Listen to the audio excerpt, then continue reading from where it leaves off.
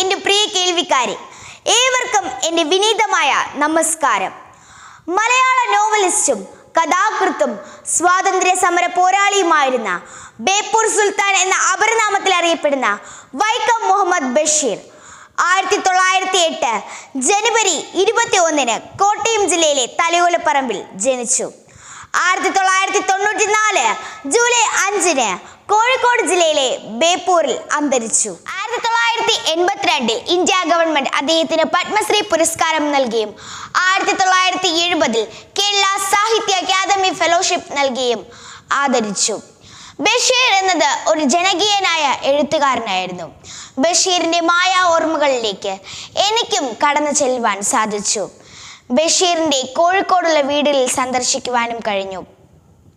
ബഷീർ പണ്ട് കാലത്ത് ഉപയോഗിച്ചിരുന്ന കണ്ണട, അദ്ദേഹം ചാരിയിരുന്നിരുന്ന ചാരുകസേര, അദ്ദേഹം പാട്ട് കേട്ടിരുന്ന ഗ്രാമഫോൺ, ഇതിൻ്റെയൊക്കെ അടുത്ത് നിന്ന് ഫോട്ടോ എടുക്കുവാനും എനിക്ക് സാധിച്ചു.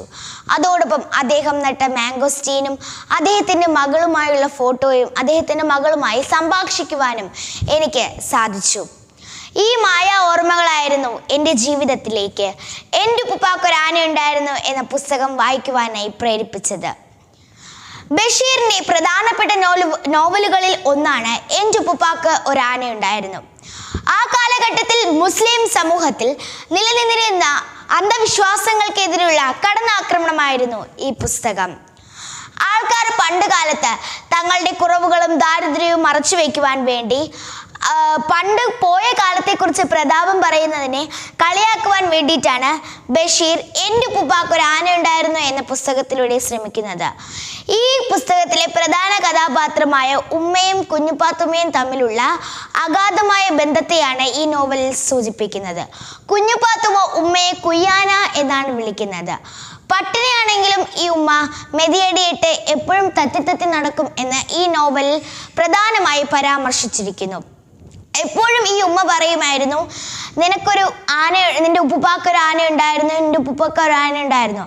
ഈ പൊങ്ങച്ചത്തിനെ കളിയാക്കുവാൻ വേണ്ടിയിട്ടാണ് ബഷീർ ഈ നോവലിലൂടെ ശ്രമിക്കുന്നത്. ആ കാലഘട്ടത്തിൽ നിലനിന്ന പല അന്ധവിശ്വാസങ്ങളെയും ഇത് അവസാനിപ്പിക്കുവാൻ കാരണമാക്കി തീർത്തു. ഈ കുഞ്ഞുപാത്തുമ്മ എന്ന് പറയുന്നത് ഒരു സാധാരണ ഗ്രാമീണ പെൺകുട്ടിയാണ്.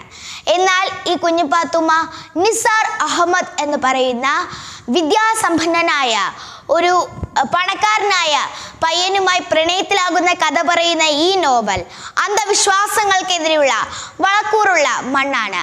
DC ബുക്സ് ആണ് ഇത് പബ്ലിഷ് ചെയ്തിരിക്കുന്നത്. 130 രൂപയാണ് ഇതിൻ്റെ വില. എല്ലാവരും ഈ പുസ്തകം വായിച്ചു നോക്കണം. നന്ദി, നമസ്കാരം.